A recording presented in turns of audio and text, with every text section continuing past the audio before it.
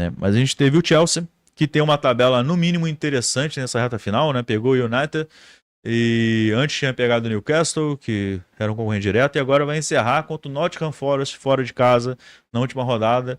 Para o Chelsea só interessa vencer. Chelsea fez o clássico com o United, venceu por 1-0. Um jogo bem movimentado. Quem esperava o United em ritmo de festa se enganou. No segundo tempo, o United até faz umas mudanças, bota umas peças novas, né? Já que o United joga agora quarta-feira, final da Europa League, né?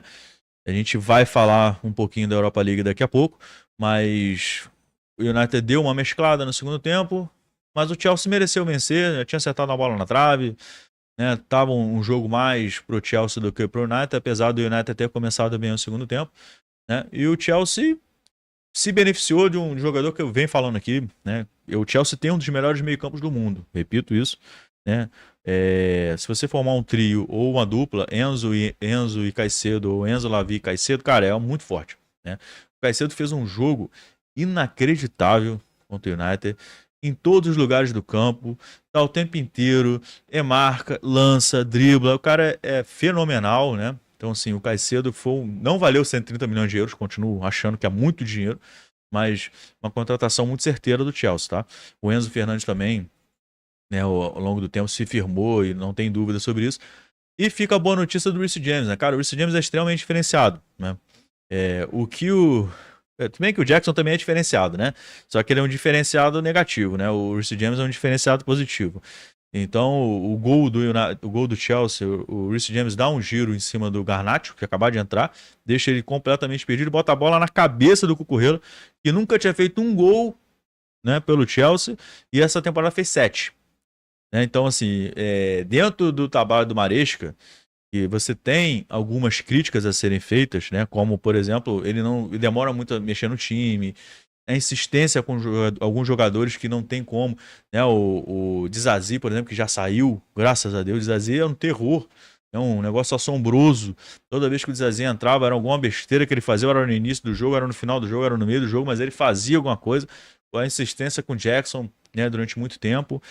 Então, assim, tem muitas coisas questionáveis no trabalho do Maresca, mas, sem dúvida nenhuma, uma das mais positivas é o Cucurella. Cara, o Cucurella tá fazendo uma temporada muito boa, né? E indo por dentro, né? Muitas vezes o Chelsea faz um sistema com 3 zagueiros, o próprio Caicedo às vezes fecha na direita, e quando o Fofana, que também não para nunca jogando, né? Tá sempre lesionado, às vezes ele fazia o lado direito, você tinha um sistema com 3 zagueiros, liberava o Cucurella para ir para frente, fazia o meio, fazia o lateral construtor, tava sempre chegando na área. Então, muito interessante. A temporada do Cucurella é muito boa. E o Maresca tem uma participação muito grande nisso, tá? Então, isso aí tem que dar um mérito pro Maresca. O Chelsea, em geral, até poderia fazer 2-0, mas aí caiu no Madueke, no Jackson inglês, que é o Madueke, né? Sozinho com o goleiro, recebeu uma bola do Palmer, sozinho com o goleiro, fez uma bobagem lá, porque o Madueke é outro, né? Tem jogos alternando, jogos espetaculares e tudo mais, mas é um cara extremamente limitado nas tomadas de decisão. As tomadas de decisão do Madueke são sempre ruins. Se existe uma possibilidade de escolher errado, ele escolhe. Então, poderia ter facilitado o jogo. O United até teve a oportunidade depois, poderia empatar. Então, assim, são aqueles detalhes no Chelsea. Então, galera do Flamengo aí que vai enfrentar o Chelsea no Super Mundial, né? O Chelsea tem esse defeito. O Chelsea é um time desatento no ataque e na defesa. Então, ao mesmo tempo que ele dá uns moles na defesa, ele dá uns moles no ataque. Contra o Newcastle, por exemplo, que é um jogo extremamente complicado, ele toma um gol no início do jogo.